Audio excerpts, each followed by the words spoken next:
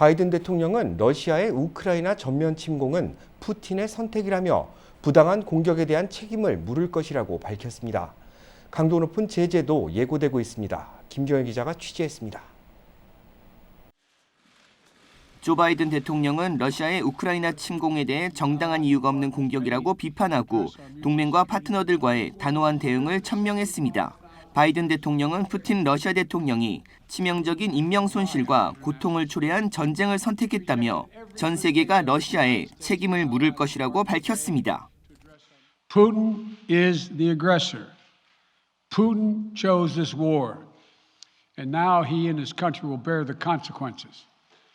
바이든 대통령은 G7 국가들과 화상회담을 갖고 러시아의 추가 제재를 단행했습니다.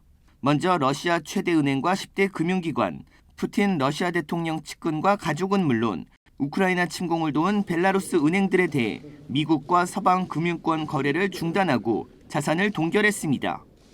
이어 미국산 소프트웨어나 기술, 장비를 사용해 제조된 기술 품목의 러시아 수출을 금지했습니다. 백악관은 반도체, 통신, 컴퓨터 장비를 포함해 러시아 첨단 기술 물품 수입의 절반가량이 타격을 입을 것으로 보고 있습니다.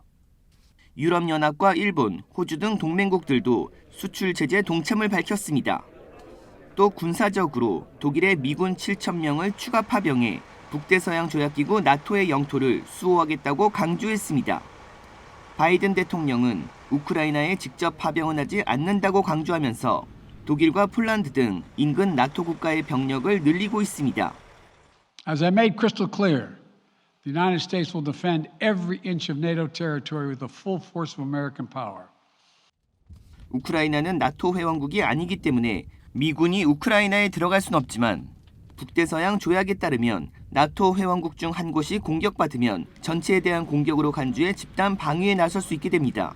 그래서 우크라이나가 나토 가입을 희망한 것입니다. 미국이 지난달 6천여 명의 미군을 동유럽에 파병한 데 이어 오늘 7,000명의 기갑여단과 전투부대를 추가로 보내기로 승인함에 따라 이 지역의 군사적 긴장감은 더욱 높아지고 있습니다. KBS 뉴스 김경일입니다.